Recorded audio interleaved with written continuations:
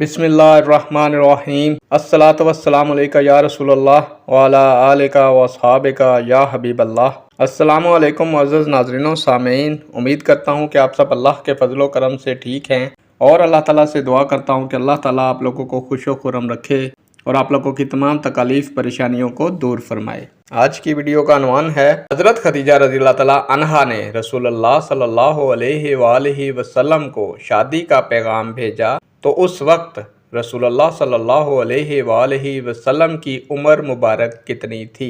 उम्मीद करूंगा कि ये मालूमात आपके इल्म में इजाफा फरमाएगी और आप इस वीडियो को शेयर करेंगे, चैनल को सब्सक्राइब करेंगे ताकि दूसरे लोग भी इस मालूमात से मुस्तफ़ीद हो सकें। बढ़ते हैं वीडियो की जानिब।